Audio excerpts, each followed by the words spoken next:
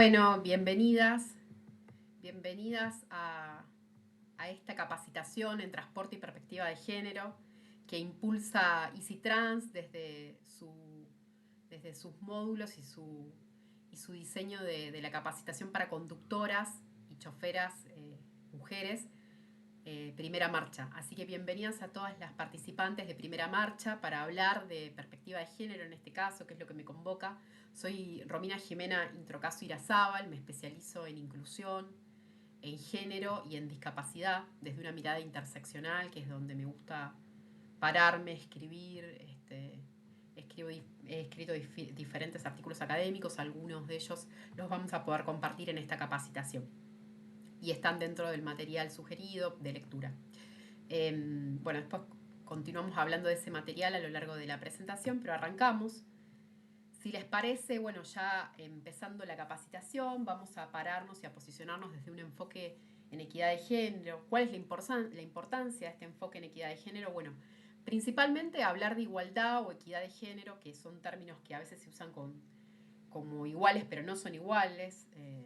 Tienen varias concepciones diferentes. Hablar de igualdad o hablar de equidad no es lo mismo en relación a los géneros. Y justamente, ¿cuál es la cuestión que los diferencia?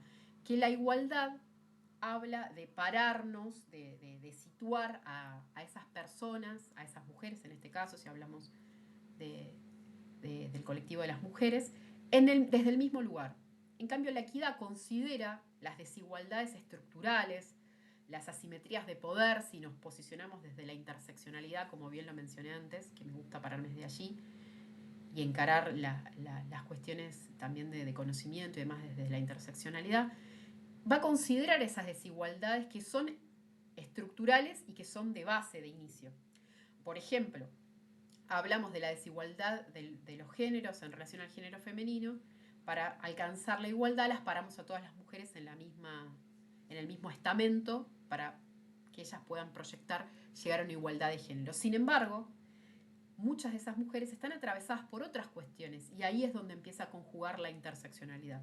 Por ejemplo, muchos de esos colectivos de mujeres también son colectivos de personas con discapacidad porque esa mujer tiene una discapacidad o está atravesada por una discapacidad. También pueden ser colectivos de mujeres no solo atravesadas por la discapacidad, sino también por una cuestión racial, si esa población, por ejemplo, es afrodescendiente y está en un país donde hay fuertes olas de racismo, entonces esa misma persona está atravesada por una conjunción de aspectos, de factores que también inciden a la hora de alcanzar o de aspirar a alcanzar esa equidad de género o esa igualdad de género. Al no estar paradas, situadas desde la misma base para poder alcanzar esa equidad, por supuesto que ahí interactúan las desigualdades estructurales y, como bien lo dijimos, la interseccionalidad. Y hay que evaluarlas caso por caso o colectivo por colectivo a la hora de plantearnos llegar a alcanzar esas metas, esos principios de equidad de género. Entonces, ¿qué implica? Implica tomar conciencia de esa desigualdad social en la que están situados los géneros y poner también y entender, poder tomar conciencia de esa desigualdad, nos predispone a poder cambiarlas. Si no las conocemos, esas desigualdades, por supuesto que no las vamos a poder cambiar. ¿Y a qué se refiere esto? Bueno, justamente que con los procesos de formación y aprendizaje como el que ustedes están desarrollando, y las felicito por eso, incluyendo esta perspectiva de género también en esa formación transversal, eso ayuda a desarmar lo que ya está aprendido desde que nacemos. En nuestra socialización primaria, cuando nacemos, nos insertamos en una familia, nos insertamos en una escuela, en la educación, en nuestros grupos iniciales de amigos y demás.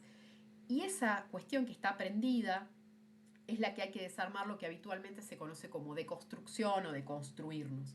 Porque es algo que es natural, que ya viene, que ya está sedimentado, está consolidado dentro de los núcleos de la familia y se refuerza a través de los sistemas sociales, a través de estos vínculos que establecemos, a través de los sesgos, los prejuicios, si vamos a una actividad deportiva o estamos dentro de un club, en los colegios, en la familia misma, en nuestros núcleos familiares centrales. Entonces, esos sistemas sociales se traducen en políticas o en acciones muchas veces, políticas no vistas como política partidaria, sino políticas, acciones, eh, generación del hacer cotidiano, que aparentemente parecen ser neutrales y no estar generando situaciones de desigualdad, pero sí las están generando. ¿Por qué? Porque siguen reproduciendo esa desigualdad inicial en la cual fuimos insertados cuando nacimos. Entonces, esa desigualdad estructural entre los géneros se va reproduciendo a lo largo de toda nuestra vida porque no hay ningún patrón que la rompe, que rompe esas barreras culturales con las que nos desarrollamos, crecemos y hasta nos morimos muchas veces si no interactúan estas perspectivas de género y si no nos formamos en perspectiva de género.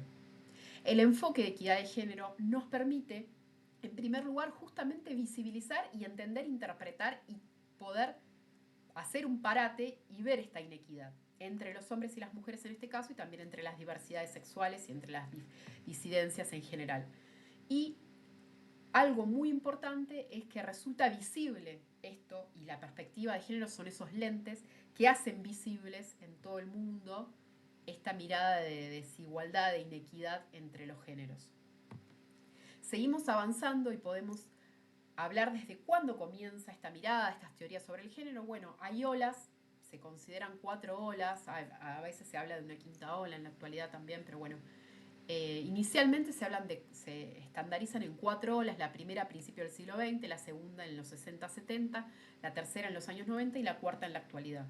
Estas son las olas, si bien hay autoras feministas que datan de antes de principios del siglo XX, se estandariza y se consolidan o se estructura el desarrollo en la línea de tiempo en estos periodos. ¿Qué a nivel internacional nos asiste? ¿Qué herramientas tenemos a nivel internacional en estas teorías de género? ¿Y qué documentos internacionales? ¿Qué tratados? ¿Qué legislación? ¿Qué recomendaciones? Bueno, básicamente rescatamos 3. En el siglo XX tenemos la Convención sobre la Eliminación de todas las formas de discriminación contra la mujer, un documento de la CEDAW, y la Convención de Belén do Pará, que trata principalmente de la eliminación de la violencia contra las mujeres en el siglo XX. Ya el convenio 190 de OIT, de la Organización Internacional del Trabajo, es un convenio que, si bien comenzó a elaborarse, comenzó a gestarse en el siglo XX, se termina por firmar, se termina por constituir como convenio aprobado y tratado y refrendado por los países miembros de OIT, los que lo refrendaron, en este caso los que aprobaron el convenio en este siglo, en el siglo XXI. Seguimos avanzando. ¿Qué tres términos, qué 3 caracterizaciones, qué 3 pilares tenemos que abordar si hablamos de perspectiva de género? Indefectiblemente tenemos que abordar el tema del poder, el tema de la dominación y el tema del lenguaje. Estas 3 conceptualizaciones, conceptos son ineludibles a la hora de hablar en perspectiva de género. ¿Por qué? Porque el lenguaje construye poder permanentemente. El lenguaje es una herramienta que construye ese poder según Foucault. Ahí tenemos una de las fotos que tiene fondo amarillo, que es un dibujo, una caracterización de Foucault, un pensador del siglo XX, que aborda el tema de la dominación del poder del lenguaje y del uso de las palabras. Ahí podemos hablar de uso o de empleo, bueno, es diferente las teorías desde el lenguaje, la diferenciación entre uso y empleo de las palabras y del lenguaje. Y tenemos que resaltar que el lenguaje es la herramienta de comunicación en ese emisor, receptor, canal.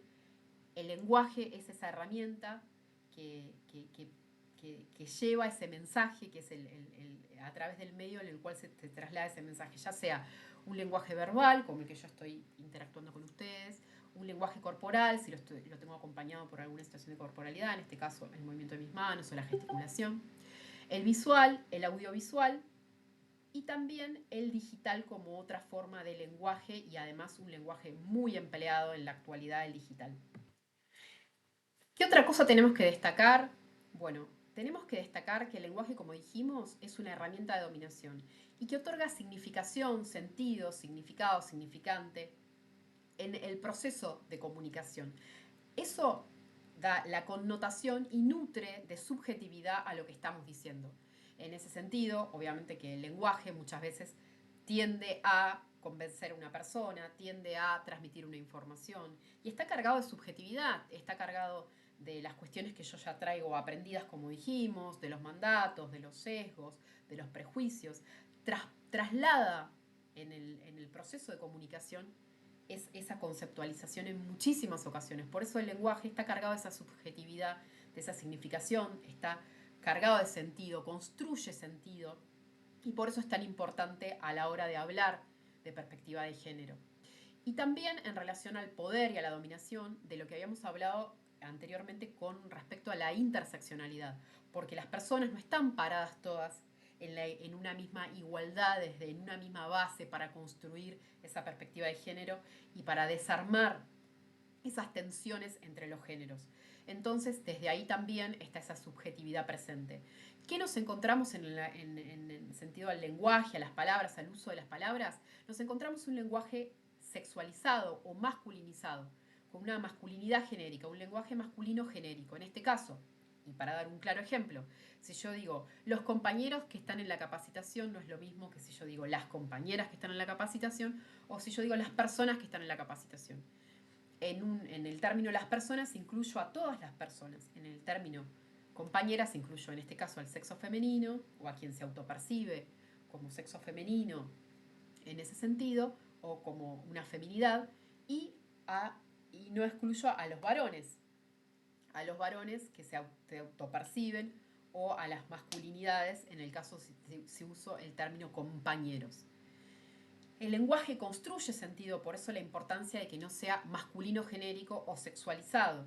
Ahí juega un sentido muy importante la sustitución léxica, que es tan importante a la hora, por ejemplo, de redactar proyectos de ley, donde deben garantizarse los derechos de todas las personas. Entre otros tantos documentos o intercambios o comunicación, ¿no? Cito algo donde se construye la legitimidad, donde se construye la igualdad en el sentido jurídico de las personas. De ahí la importancia que no se generen esas desventajas hacia las mujeres y las diversidades utilizando un lenguaje sexualizado, refiriéndose con el sexo masculino, inserto o tratando de perforar el tema de la igualdad entre las mujeres y las diversidades a la igualdad con esos varones, ¿no? En el ejemplo también podemos ver que traemos a colación la frase tan famosa, usada, que lo que no se nombra no existe. Yo prefiero no hablar de lo que no se nombra no existe, sino de lo que no se nombra o no se visibiliza termina por perder legitimidad, porque la existencia en sí misma de las cosas no radica en si se nombra o no se nombra. Las cosas, por más que no se nombren, igual existen. La existencia, desde mi concepción, pasa por otro lado, más allá de que el lenguaje sí construye y consolida y fortifica y fortalece esa existencia al nombrarse, al mencionarse, pero no es una razón de existencia. Por eso prefiero utilizar el término que pierde legitimidad, como si no existiera tal vez, porque no se está visibilizando, no se está nombrando, no se está entrelazando con el poder que tiene este lenguaje. Aquí podemos ver a algunos de los autores destacados y las autoras destacadas en relación a las corrientes feministas, ya sea la corriente radical, la corriente liberal, el ecofeminismo, el feminismo decolonial, entre otras corrientes feministas, la corriente interseccional también del feminismo.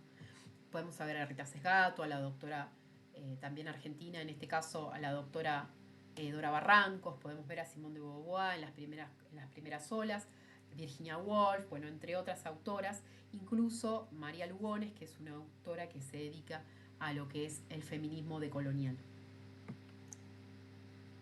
Aquí también es importante destacar, en relación a Foucault también, y en la teoría de la dominación, el poder y el uso del lenguaje, que el uso de un lenguaje que no sea masculino genérico, en este caso compañeros, amigos, bueno, utilizando eso como la regla general, como lo global, generalizando el masculino genérico, desarmando esa generalización del masculino genérico y usando un lenguaje no sexista, tenemos dos grandes cosas a favor. Uno, que se reducen las desigualdades, como bien lo dijimos, las desigualdades desde la construcción de poder que genera el lenguaje. Y otra, que se desarman los estereotipos de género, que asignan a esa categoría de masculino sexualizado en las palabras la totalidad de los aspectos y la totalidad de la subjetividad en el uso de esa palabra o en el significado de esa palabra. Y esto genera que se incluyan a todas las personas, como bien lo pudimos ver a lo largo de la importancia de usar sustitución léxica, como por ejemplo decir personas que, quienes, usando esos recursos lingüísticos para incluir a todas las personas y no caer en un sesgo que prima el masculino genérico. En tal sentido, seguimos avanzando y hablamos de masculinidad y hegemonía, o masculinidad hegemónica, un término que es muy común a desarmar entre los feminismos y abordar. Las desventajas que indiscutiblemente tienen los hombres no facilitan a veces ver los costos sociales que también pagan, porque de hecho los hombres también pagan costos sociales en relación, por supuesto que es mucho más radical el costo social que pagan las mujeres y las diversidades aún más, ¿no? Las diversidades sexuales y las disidencias. Pero en este caso los varones también pagan costos sociales porque deben cumplir ciertos estándares, están obligados, el deber ser, a cumplir ciertos estándares como por ejemplo ser fuertes, ser buenos en los deportes, ser hombres proveedores de sus hogares, ganar más que las mujeres, traer ese dinero al hogar. Y determinadas pautas y determinados sesgos y determinados estereotipos de género y mandatos culturales y sociales que fueron aprendidos a lo largo de su vida y que son muy difíciles de desarmar, de romper, de desaprender. Entonces también pagan esos costos sociales. Por eso la importancia de la perspectiva de género, que no solamente incide y favorece, en este caso, a las poblaciones que están atravesadas por esas desigualdades, como los colectivos de mujeres y diversidades, sino que también perjudican a los varones y a las masculinidades. Entonces, acá la reflexión, estas reflexiones, estos abordajes de perspectiva de género también terminan ayudando a los hombres a desarmar estos estándares y estas pautas que deben alcanzar, que deben cumplir para ser aceptados socialmente o entre sus propios grupos de pares que tienden a profundizar y a radicalizar estos mandatos y estos sesgos. Y ahí justamente es donde intervienen estos micromachismos, estas miradas, estos aspectos que profundizan lo tradicional, los roles de género tradicionales que se arrastran de manera cultural y como mandatos sociales. Y generan más violencias, porque estas violencias de hecho perjudican también a los hombres, como lo acabamos de decir, el hecho de tener que cumplir con. Y ahí es donde justamente se desencadena esa violencia producto de esta hegemonía, producto de esta masculinidad hegemónica que obviamente incide mayoritariamente en las disidencias y en las mujeres. Acá también el juego de lo que es la heteronorma o la heteronormatividad incide mucho en radicalizar y profundizar estos sesgos, estos mandatos culturales, estos estereotipos de género y micromachismos. ¿Por qué? Porque se concibe desde la heteronormatividad o heteronorma que es únicamente aceptada, natural, es una norma social, natural y preferente, las relaciones entre mujeres y varones desde una mirada heterosexual, o sea, una concepción sexoafectiva o de relaciones sexuales o de vínculos sexuales o sexoafectivos, únicamente concebida desde la heterosexualidad, el varón y la mujer que se vinculan, que se relacionan, que establecen un vínculo familiar o una relación. Romper esa heteronormatividad también favorece a bajar esas barreras sociales y a poder permear, a poder desarmar, desaprender las cuestiones que tienen que ver con los estereotipos de género y las cuestiones que tienen que ver también con los roles asignados al nacer en relación a estos roles tradicionales de género. Ahora vamos a compartir este video, que es una campaña del 8M, del Día Internacional de las Mujeres de España, por ser mujeres se llama, que me parece muy oportuna para poder profundizar y para poder sedimentar estos conocimientos en relación a estas pautas sociales, a estas barreras culturales que se van profundizando si no trabajamos y si no hablamos y si no intercambiamos contenido y si no nos ponemos los lentes y los cristales de la perspectiva de género.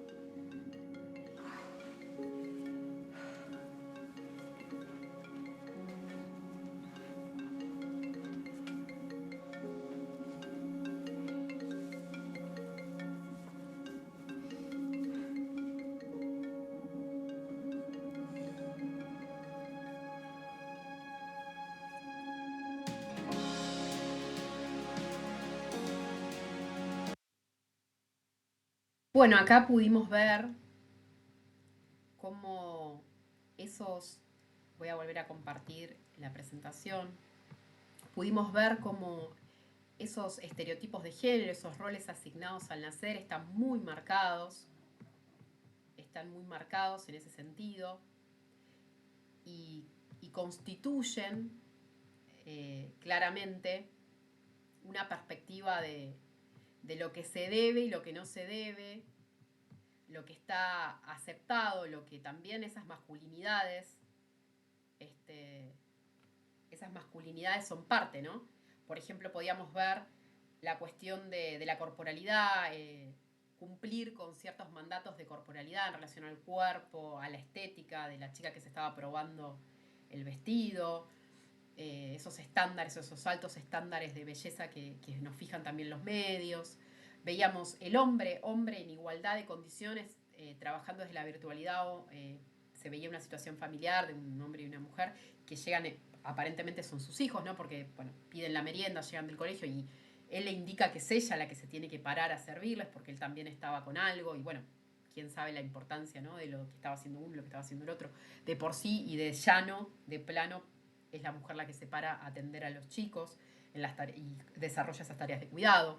Las tareas de cuidado hacia adultos mayores, en el último caso, y en el último ejemplo donde ella no atiende a su jefe porque está interviniendo en la tarea de cuidado de un adulto mayor, y esas tareas de cuidado en los adultos mayores que están asignadas muchísimas veces a las mujeres, y en su gran mayoría como algo que socialmente corresponde en relación a los adultos mayores y a la vejez de familiares y demás.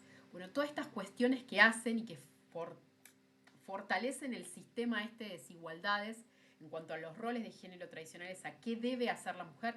Y en la imagen que tenemos en esta presentación la podemos ver, la mujer está con cosas de aseo, de limpieza, con un bebé en la mano, y el hombre está con un portafolio lleno de dinero, viendo el reloj y vestido para ir a trabajar o vestido con un traje de manera formal como si fuese a trabajar. Entonces, esos son esos roles de género tradicionales, esa mirada desde el binarismo, qué le corresponde y qué socialmente es aceptado que haga la mujer y qué socialmente es aceptado que haga el hombre, y cómo se refuerzan esos mandatos culturales.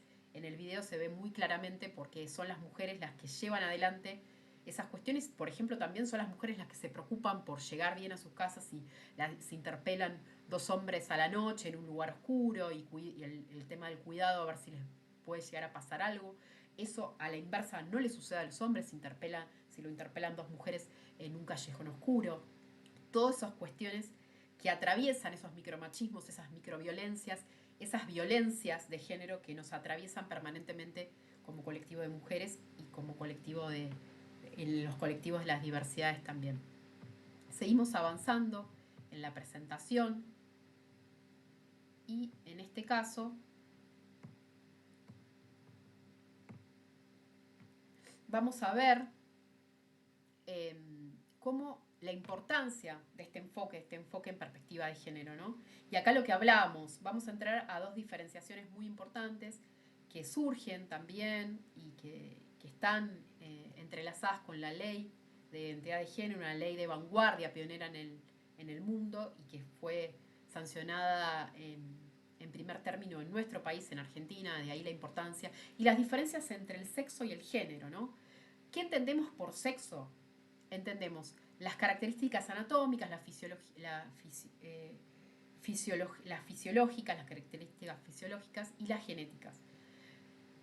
Que nacemos con él, o sea, hablamos de un sexo biológico, el sexo adquirido al nacer, al momento del nacer, y que no puede ser cambiado en relación a esto, ¿no? Es como sexo biológico, en ese sentido no puede ser cambiado. Y entra, del otro lado está el concepto de género, de este enfoque de género, donde hablamos de comportamientos, actitudes, roles, expectativas que hacen, que construyen, es un constructo, es una construcción el género, una construcción que debe ser aprendida, que no es la misma a lo largo de la historia, ni inserta en una sociedad, que inserta en otra, que en una cultura, que en otra cultura.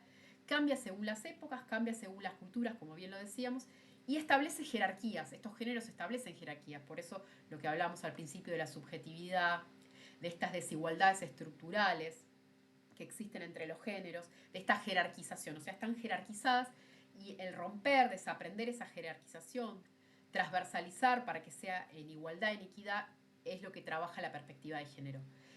Acá también otro factor importante que introduce el concepto y la ley de identidad de género tiene que ver también con la expresión de género. ¿A qué nos referimos con expresión de género? Bueno, la expresión de género es esa manifestación externa, cómo nos mostramos, cómo nos exponemos, cómo nos vinculamos y qué vemos, qué manifestaciones nosotros hacemos en relación a lo externo, a lo exterior. O sea, cómo una persona vivencia, cómo se expresa en relación al género y cómo vivencia ese género. A través de los comportamientos, por supuesto, de la apariencia, cómo nos vestimos, qué peinado usamos, en relación a eso que exteriorizamos, que manifestamos a la sociedad, de cómo queremos que nos observe, que nos vea la sociedad y cómo nos autopercibimos también tiene que ver también en cierta forma con esa mirada de la autopercepción, esa palabra que introduce la ley de perspectiva, la ley de identidad de género y en perspectiva de género y diversidades. No es lo mismo la identidad de género ni el sexo biológico. O sea, la expresión tiene que ver cómo nos expresamos hacia el afuera, hacia el entorno, que no tiene que ver puntualmente y específicamente con la identidad de género que elegimos, porque es una elección sexual, una elección esa identidad de género, ni tampoco con el sexo biológico. Son cuestiones y son esencialmente distintas. La expresión tiene que ver con eso que expresamos al afuera. Lo importante de estos conceptos, ahora vamos a ver un videito también en la próxima filmina, en el próximo slide, es distinguir que la expresión de género no siempre, o no es condición, o no es obligación, entre comillas, que manifieste, que esté alineada con la identidad de género. No, son cuestiones totalmente separadas. Y tampoco con el sexo biológico, el sexo adquirido, el sexo que traemos al nacer, al momento del nacimiento. Avanzando, acá tenemos la bandera que conjuga las distintas banderas también en relación a los distintos géneros y a lo que se conoce como LGTBIQ+, esa sigla que engloba distintas formas de autopercepción. ¿De qué vamos a hablar y qué veníamos hablando y qué tenemos que tener como para profundizar toda la cuestión de perspectiva de género? Estos conceptos claros, el tema de mandatos culturales y el tema de estereotipos. Acá es importante desarmar todas estas cuestiones que venimos viendo y que están también presentes en las imágenes. El hombre como que debe de realizar o debe ser bueno en determinados deportes, en determinado color de vestimenta, determinadas acciones, gustarle los autos, gustarle el deporte, gustarle la velocidad, no vincularse tanto sentimentalmente, no ser tan sensible hacia el exterior, la mujer, la maternidad, las muñecas, el rosa, bueno, estas cuestiones desde el nacimiento y la primera infancia las vamos adquiriendo como propias y aprendiendo como propias. Acá también los mandatos aprendidos que hablamos como construcciones socioculturales, que bien lo decimos, sostenidas en el tiempo. Cuando van caracterizando patrones, o sea, estos mandatos culturales se transforman en patrones sólidos, consolidados y enquistados en la sociedad, y así se constituyen como estereotipos. Estereotipos, y acá a mí me gusta diferenciar el término estereotipos, porque desde mi mirada de la inclusión y la discapacidad, los estereotipos en sí mismos no son malos. Lo que son malos son los malos o que no deben no deben estar instalados en la sociedad, son los estereotipos negativos o los estereotipos de género. El concepto estereotipo en sí mismo está bastante demonizado, pero no es malo en sí mismo.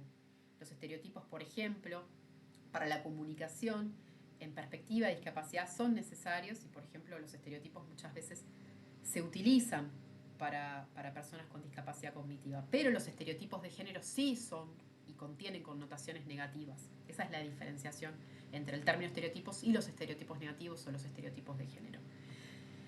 Acá también podemos ver cómo se profundizan, cómo estos mandatos culturales profundizan, y lo vimos también en el video, cómo profundizan estas brechas de género, estos techos de cristal. Por ejemplo, la mujer que estaba asistiendo a la persona adulta mayor no podía atender a su jefe, tal vez eso le genera una dificultad en el trabajo, que no pueda tomar un cargo, que su jefe no la considere para alguna tarea o para asumir un cargo de mayor responsabilidad, porque ve que no le contesta o que no puede contestarle o no cumple con los estándares de participación. Son muchas las cuestiones que van generando brechas entre los géneros, donde los hombres escalan, suben y las mujeres encuentran esos techos de cristal, está representado en la imagen de abajo, donde tienen un techo que no pueden permear, no pueden perforar por distintas cuestiones que hacen a estos mandatos culturales y a estos sesgos de género y a estos prejuicios.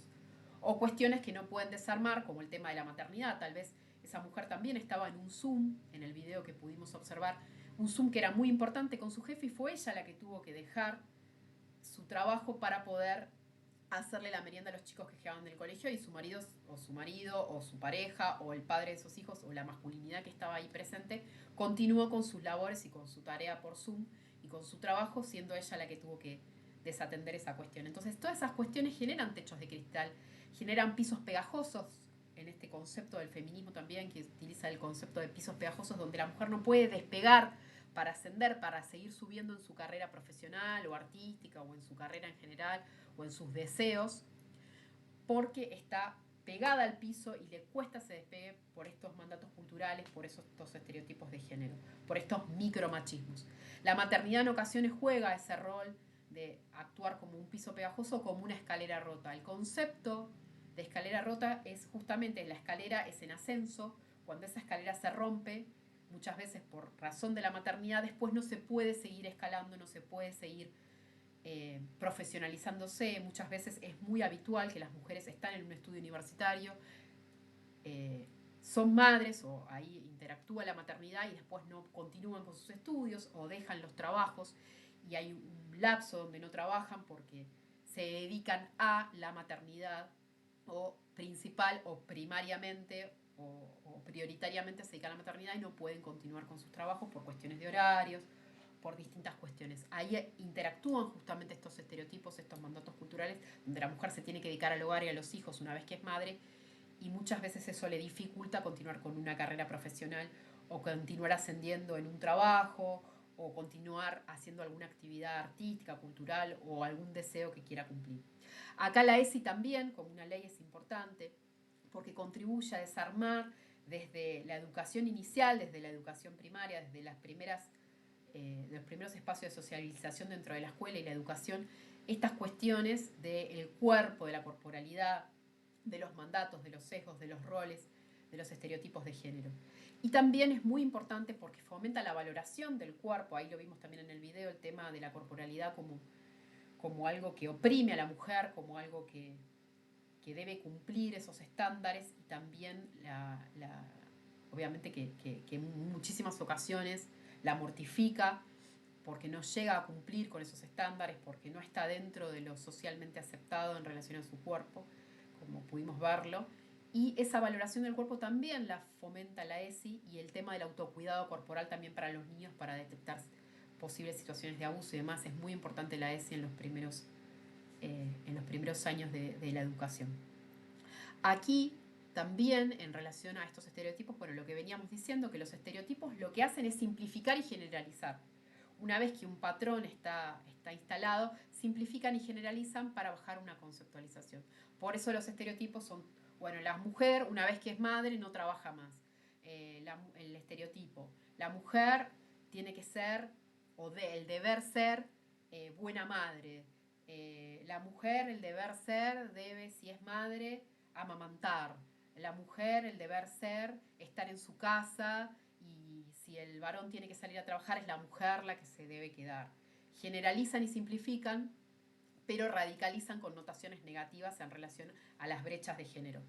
Vamos a ver un video que también nos ayuda y contribuye a poder entender y consolidar estos conocimientos en relación a los mandatos culturales, a los estereotipos.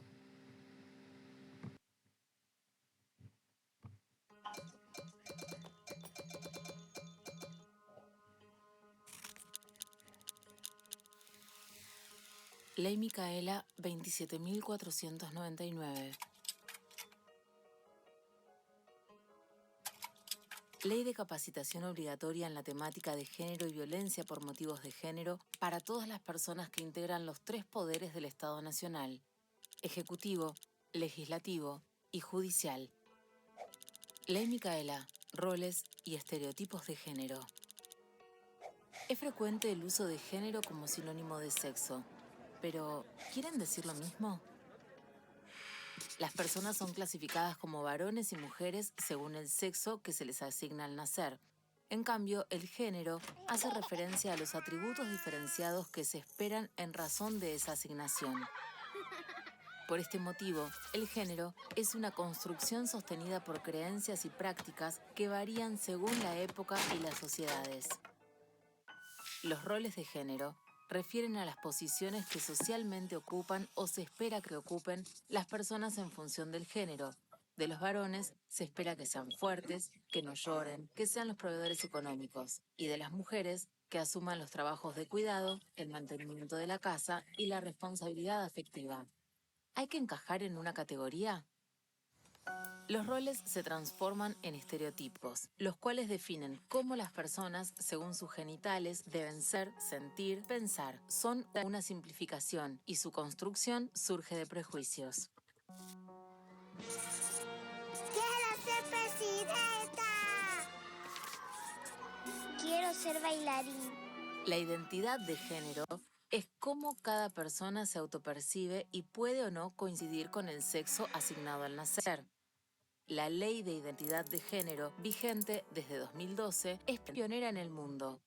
Reconoce el derecho a la identidad de género autopercibida en el documento y el acceso a la atención sanitaria integral.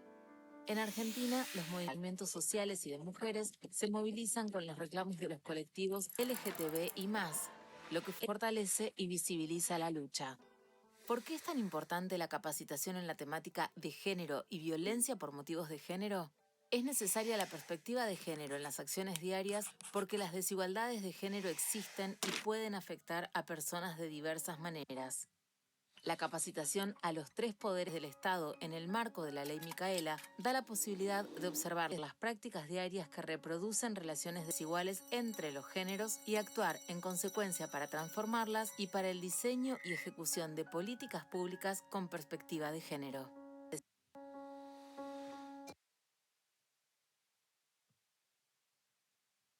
Bueno, acá en este video, vamos a volver a la presentación, pudimos ver un poco de Ley Micaela también, que ahora la vamos a volver a abordar, y como otra de las leyes de vanguardia. Y también pudimos ver este tema de los mandatos culturales, de los estereotipos, que si se estratifican dentro de la sociedad, se convierten en estereotipos. Y toda la cuestión también que tiene que ver con la importancia de romperlos por una cuestión de la identidad de género, ¿no? Y de cómo estos mandatos terminan por dañar a los diferentes componentes, a los diferentes colectivos que integran en la sociedad y para que estos se puedan vincular de manera armoniosa. Avanzando también en los roles de género que vimos en el video, bueno, un poco de esto, que reproducen y profundizan la idea de jerarquía del género masculino en cuanto a los roles, que exhiben cómo la sociedad valora mucho más a los hombres y es mejor pagada igual tarea a los hombres, a los varones que a las mujeres, que las tareas de cuidado son asignadas socialmente y como un deber ser de las mujeres. También que hay trabajos que solo son desempeñados por varones, en este caso acá la importancia enorme de esta capacitación en el marco de Primera Marcha y de desarmar en el ámbito del transporte la masculinización del transporte y poder también acceder las mujeres a ser conductoras profesionales. Los trabajos mejor remunerados muchas veces son para el género masculino y para los varones. Y esto también de las tareas de cuidado, como bien lo dijimos, donde no son reconocidas las tareas de cuidado como parte del trabajo y forma parte de un trabajo, pero un trabajo no remunerado y que muchas veces es invisibilizado por la sociedad, invisibilizado también si no hay perspectiva de género, que entienda la importancia en lo que veíamos en el varón y la mujer, que se levantaba la mujer, lo que veíamos en la mujer, que no atendía a su jefe y era, en este caso, era la encargada de llevar adelante el tema del cuidado de los adultos mayores.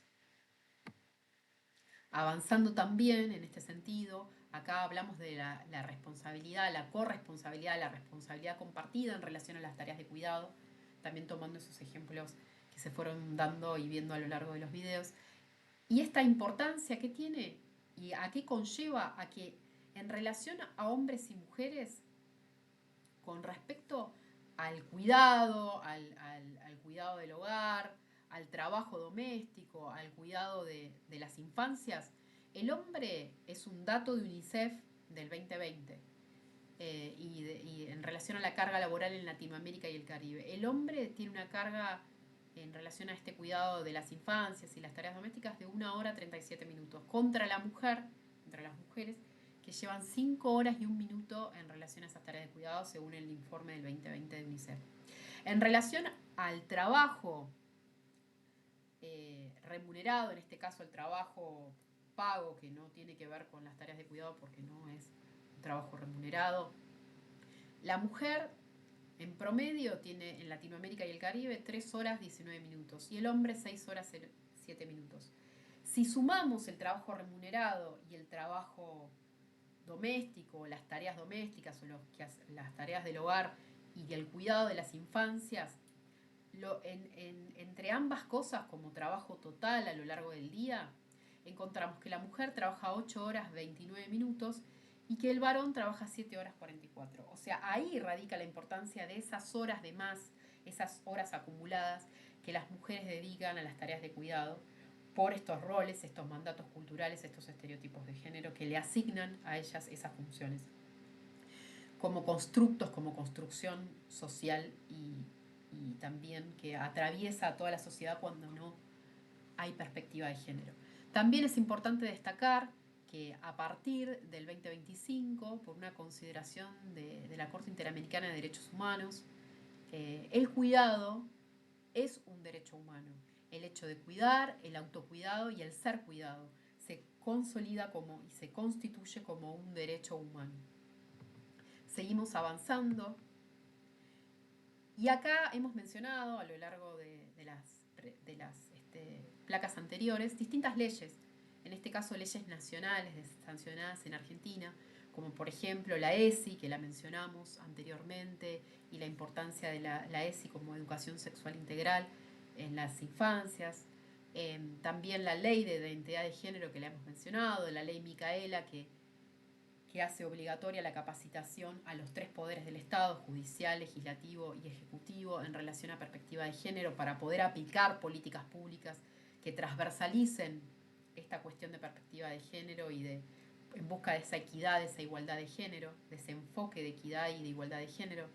También tenemos leyes pioneras, al igual que la ley de identidad de género, como la ley de matrimonio igualitario, pionera en el mundo. También, entre otras leyes también, bueno, tenemos el tema de la aprobación, bueno, ya lo dijimos, en el 2012 de la Ley de Identidad de Género, y distintas legislaciones que también hacen a incluir y a también poder ver la perspectiva de género y que otros géneros, como los colectivos LGBTIQ+, y distintas identidades de género también puedan formar parte del Estado, como por ejemplo el decreto que después se convirtió en ley, que incluye el 1% de trabajadores en el Estado en relación a las identidades autopercibidas. También en relación a toda esta batería de plexo jurídico, de legislación sancionada en Argentina, dejo a disposición y está dentro del material sugerido de lectura un artículo propio, de autoría propia, que va a ser publicado en breve en la revista académica de género, la revista en este caso Punto Género de la Universidad Nacional de Chile, así que queda a disposición ese artículo para poder profundizar en más legislación y también en esto que venía hablando al principio, de hablar en un lenguaje sustitutivo que pueda acompañar y darle participación en el texto jurídico a los distintos géneros, no solamente masculino y femenino, en este binomio, sino también a hablar de todas las personas. Entonces, las invito a poder hacer una lectura de ese contenido que también aborda otras legislaciones en perspectiva de género que fueron sumando a ser un país de vanguardia en el tema de perspectiva de género en Latinoamérica. Seguimos avanzando y bueno, hablamos de la ley Micaela. Acá es importante destacar quién fue Micaela García. Lo que habíamos dicho anteriormente es una legislación también muy importante y de vanguardia en el mundo, como Argentina se posiciona en relación a Latinoamérica y las cuestiones de género, que establece la capacitación obligatoria en perspectiva de género a todas las personas que trabajan en los 3 poderes, como bien lo mencionamos anteriormente. El nombre Ley Micaela homenajea a Micaela García, que fue una joven militante de la provincia de Entre Ríos que fue víctima de un femicidio en el 2017. Y el objetivo fundamental es poder transformar las prácticas e incorporar esta perspectiva de género a las políticas públicas, porque es el Estado quien lleva adelante y quien debe diseñar e implementar estas políticas públicas para garantizar los derechos a todas las personas. Entonces la importancia y el cumplimiento de esos derechos en el caso del Poder Judicial, por eso la importancia de la ley Micaela. Y acá otra ley también muy importante, es la ley 26.485 de protección integral para prevenir, sancionar y erradicar la violencia contra las mujeres. La ley solamente habla de las mujeres, pero agregamos el colectivo también LGTBIQ+. Es importantísimo. La ley de violencia de género es una ley que se encuentra vigente y que es fundamental a la hora de hablar de perspectiva de género y de erradicar las violencias en los ámbitos laborales y en los distintos espacios en donde los colectivos de mujeres y diversidades participan activamente. La ley de violencia de género, por motivos o por razones de género, ¿qué es? O qué, mejor dicho, qué especifica como reprochable, como que previene y que busca erradicar. Toda conducta, ya sea conducta por acción o por omisión, la omisión también está penalizada, basada en una relación desigual de poder que se ejerce sobre mujeres y personas LGTBIQ+, y afecta su vida, su libertad, su dignidad, su integridad física, psicológica, sexual, económica o patrimonial, o su seguridad personal. Acá, ¿de qué hablamos? Que la ley se aplica en 2 ámbitos, se aplica en el público y en el privado, en ambos ámbitos, donde se puede llegar a ejercer violencia contra las mujeres y las personas LGTBIQ+. En el ámbito público y privado. ¿En qué espacios puntualmente? En el espacio institucional, doméstico, laboral, a través del acoso callejero, que es la sanción de la ley de acoso callejero es de Cava, no es todavía de implementación el tema puntual. Está implementado primeramente el acoso callejero en Cava, a través de la prevención del acoso callejero y distintas campañas que desarrolla la Ciudad de Buenos Aires.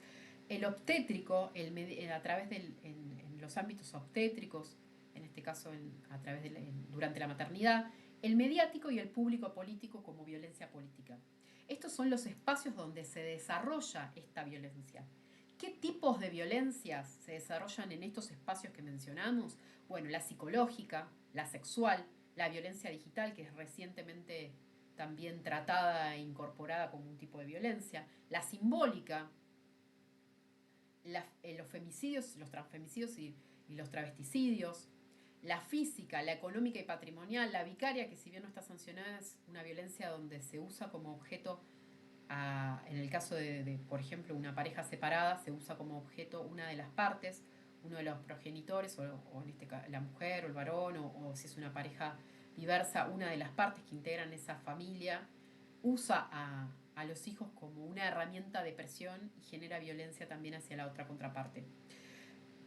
Contra los derechos de reproductivos, en este caso el paquete de derechos y la batería de derechos de regambre sexual que tenemos todas las personas, y los micromachismos. Estos son los tipos de violencias que se generan en estos ámbitos. Por ejemplo, una violencia de tipo psicológica en un ámbito doméstico, una violencia de tipo psicológica en un ámbito institucional, en una empresa, en un trabajo.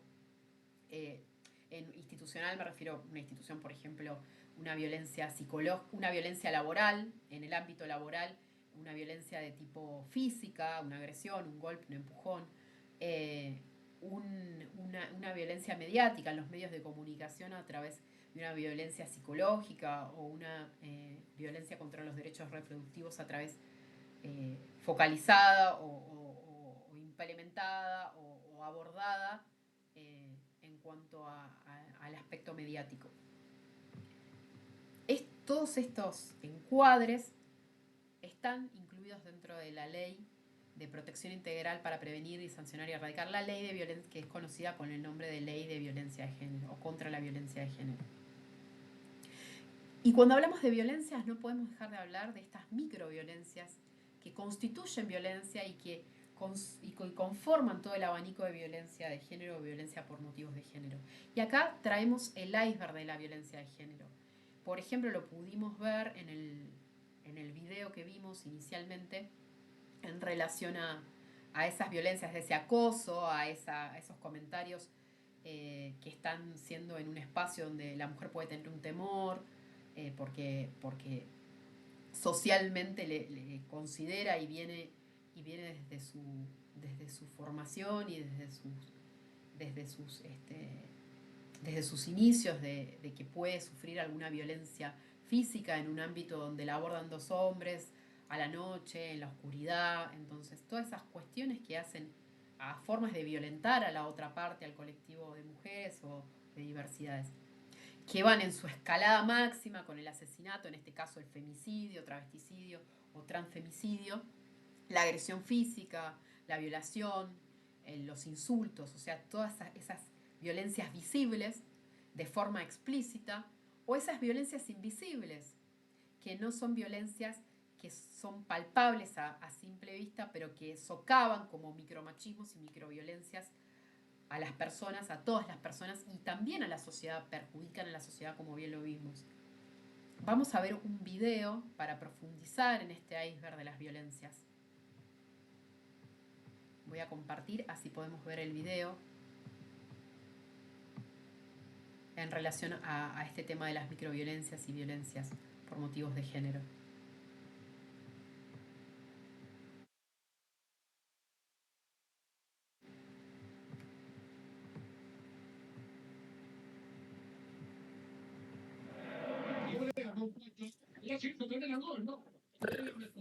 Es una vergüenza esto. 2-0, esto no se remonta más, es un desastre. Sí, es una vergüenza. Che, viejo, hay algo que hace mucho te quiero decir. Decime qué te pasa, hijo. Te quiero hablar de una mujer. ¿Qué pasa? ¿Estás mal con tu chica? ¿Eh? ¿Hay otra? No. Contame, dale. No. Puedes confiar en mí, ¿eh? La mujer es mamá.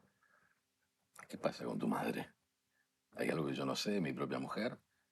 Mira que tu madre y yo... La maltratás, viejo. La ninguneás. Le controlás todo, lo que dice, lo que hace, si llega tarde, lo que gasta, si se arregla. Le decís cosas horribles. La dejás en ridículo adelante de todos. La tratás de ignorante, vos no sabés. Vos de esto no opines. Adelante de sus propios hijos. Parece que estás exagerando. Yo pensé que esto de ser un poco duros, indiferentes, era de los hombres, pero ¿sabes qué no? Es maltrato. Es violencia. Pero qué bárbaro. Me tienen harto con esta cuestión del feminismo, pero podrido me tienen ya. Ahora resulta que todo es violencia. ¿Qué pasa? Es esa chica con la que estás saliendo que te está llenando la cabeza, ¿no? No, viejo. Lo que me llena la cabeza es la tristeza de mamá. Y esto no es de ahora. Es de toda una vida así. Y vos estás seguro de que no te va a dejar porque te quiere. Y no se anima. ¿Y sabes qué? Ojalá se animara. No sé. Y si tanto la querés, trátala con respeto. Con amor, con cariño. El maltrato es como vivir en una jaula, con el techo encima o sin aire. Es violencia. La violencia silenciosa y constante que no mata. Mentira. Mata igual. Mata la alegría, mata las ganas de vivir, mata la confianza y la libertad. Si conoces a alguien que está ejerciendo este tipo de violencia, frenalo. Hacele entender que no puede seguir así. Demostrarle cuánto lastima con su maltrato. No te calles. No podés quedarte callado. Y si no te animás a tener una conversación como esta, empezá por compartir el video. Es un buen comienzo. Bueno, en este video pudimos ver el tema de los micromachismos, de esas violencias invisibles, como lo dice el iceberg, de esas formas sutiles como la anulación, el humor sexista, el tema también de la invisibilización, en este caso de la pareja y la mamá del chico que estaba conversando con su padre. Y también aquellas explícitas, ¿no? Un poco el despreciar, el culpabilizar, el humillar, que son invisibles pero son explícitas, porque como bien lo contaba el hijo, era recurrente la acción de su padre de ningunear o menoscabar los comentarios, las apreciaciones, las intervenciones de su madre, en este caso de la pareja de su padre, ¿no? Ahí en el video pudimos ver en un caso claro y en un contenido audiovisual de qué se trata esa violencia, esos micromachismos y ese iceberg de la violencia de género. Y bueno, no dejar de destacar esto, ¿no? La importancia, por qué es importante seguir hablando en perspectiva de género, por qué es importante seguir hablando de la violencia de género. ¿Por qué? Porque según los datos del observatorio, ahora que sí nos ven, considerando este año de enero a fines de septiembre de este año 2025, ya llevamos 178 femicidios, ¿no? Acá es muy importante, más que nada para hablar de violencia, dejar los canales de comunicación y sociabilizar y ustedes que están dentro de esta capacitación Primera Marcha como conductoras futuras y en todos sus círculos y con todos sus núcleos de amistad, sus núcleos de pertenencia, sus diferentes ámbitos donde se relacionan y se vinculan, tener claras las líneas de denuncia, la 144, el 911 si es un caso de riesgo de vida, la 145 si se percibe que puede haber alguna situación de trata de personas o de reducción a la servidumbre y trata de personas, ya sea con fines sexuales o con fines laborales. Líneas de contacto. Si no hay respuesta en la 144, bueno, depende del lugar y cómo se esté implementando esta política pública que lleva varios años y que lleva más de 10 años de implementación. También están las comisarías de la mujer, la comisaría. Hay distintos distritos y jurisdicciones y municipios donde existen comisarías de la mujer, provincias también, provincias donde aún están activas las líneas de canales de denuncia en relación a la violencia de género. Es muy importante sostener esto como política pública, porque más allá del número, más allá de los gobiernos, más allá de la cuestión que tiene que ver con el abordaje de una línea de política pública o otra línea de política pública, los femicidios siguen existiendo, las personas siguen muriendo, las mujeres y colectivos de la diversidad siguen sufriendo femicidios, travesticidios, transfemicidios. Así que es muy importante tener claro que hay que denunciar la violencia de género para que no se llegue a constituir o a conformar en un femicidio o en perder una vida más. Y acá el colectivo Ni Una Menos, y dejamos muy resaltado el tema de los canales de denuncia como foco principal y de compartir esos canales de denuncia a todas las integrantes que estén escuchando este video, la importancia de no olvidarse de eso en primera instancia, compartir los canales de denuncia de violencia de género. Y ya llegando casi al fin, la importancia de analizar desde la perspectiva del transporte todas estas cuestiones que hacen a la igualdad, a la equidad de género y en perspectiva de ellos y estos enfoques, y el análisis del transporte desde una perspectiva de género que implique la comprensión del impacto de las construcciones culturales, de todo esto que fuimos viendo, que hay que desarmar, que hay que desaprender, que hay que deconstruir, si preferimos usar la palabra deconstrucción, en nuestras decisiones personales, en nuestras decisiones laborales, la importancia de abordar y de que ustedes hayan tomado la decisión de de ser pioneras, de caminar este camino de las pioneras en el transporte como conductoras profesionales en el transporte automotor. Y justamente acá dejamos estas preguntas como desafío y como registro. ¿Son posibles estos cambios que ustedes van viendo, que ustedes también son parte de estos cambios? ¿Son posibles estas transformaciones, seguir profundizando estas transformaciones? El sector del transporte, ¿es posible en el sector del transporte implementar estas políticas para la igualdad, para la equidad de género, transformar estos mandatos culturales, estos sesgos que tal vez hace un tiempo atrás veían imposible o prácticamente imposible ver a mujeres conductoras en camiones transitando las rutas a nivel provincial, a nivel jurisdiccional, a nivel nacional?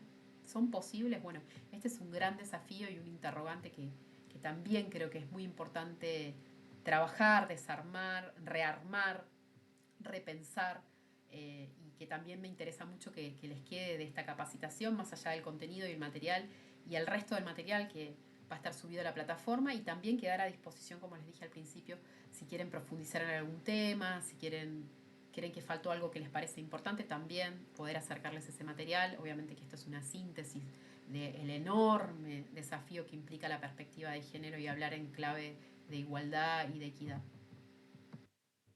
Bueno, y por último compartimos este video que también tiene que ver con un espacio donde yo me he profesionalizado y donde participo, que es el transporte, pero en este caso el transporte ferroviario. Espero que les guste. Participé en los grupos y en los espacios creativos, en los grupos creativos que armaron este video.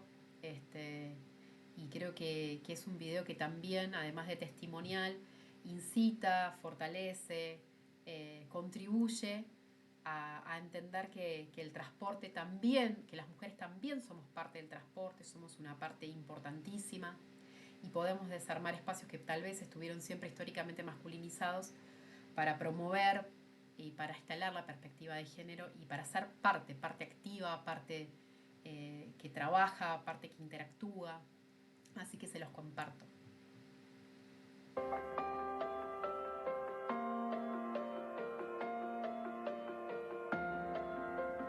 Tren para mí significa una oportunidad de crecimiento. Esa medida que vos vas estudiando y te vas interiorizando en todas las partes, te agarra ese fanatismo por el tren.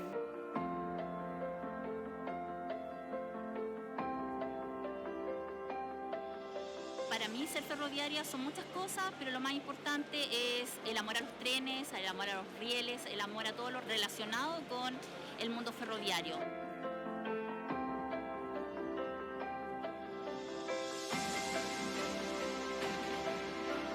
Ser ferroviaria supone para mí un orgullo por poder mover en un transporte público a la gente de forma sostenible por la ciudad.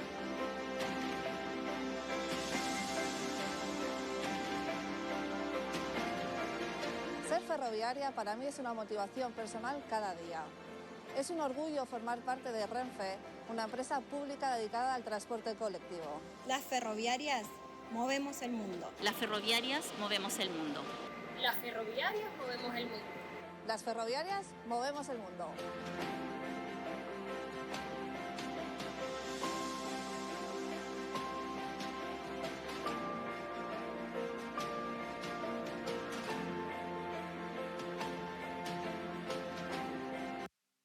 Bueno, espero que les haya gustado. Tiene que ver con otra industria, en este caso también, pero dentro del ámbito del transporte, por supuesto, tiene que ver con la industria ferroviaria. Como les comenté, tengo 13 años dentro de la industria ferroviaria, en las áreas de carga y en las áreas de pasajeros.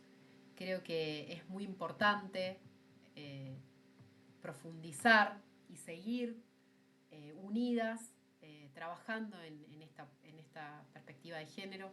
Las posibilidades de cambio desde ya, que son importantes y que se van a dar y que se están dando esas transformaciones. El transporte, implementar la igualdad y la equidad es una meta, es un horizonte que hay que trabajarlo, hay que profundizarlo. Por eso es tan importante este tipo de capacitaciones que resalto y insisto. Y sí es posible, como dijimos, con pasos firmes, con material y con trabajo hecho profesionalmente, como lo está haciendo la gente de Easy Trans en este desafío de primera marcha. Y aunque han sucedido avances significativos, por la igualdad, por la equidad de género, aún existen desafíos continuos muy persistentes y a veces también existen retrocesos parciales que hay que tratar de frenar esos retrocesos y de poder seguir focalizando y profundizando para los desafíos que enfrentan las mujeres en el mundo y en Argentina especialmente, ¿no?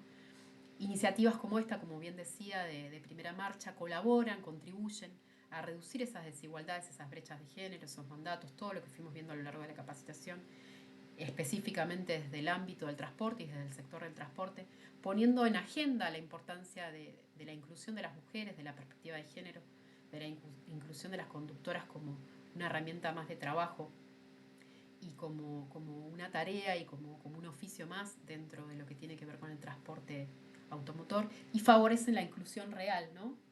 Y además que esto despierte, una vez que ustedes terminen esta capacitación, nuevas camadas, nuevos espacios para seguir formando conductoras en el transporte automotor.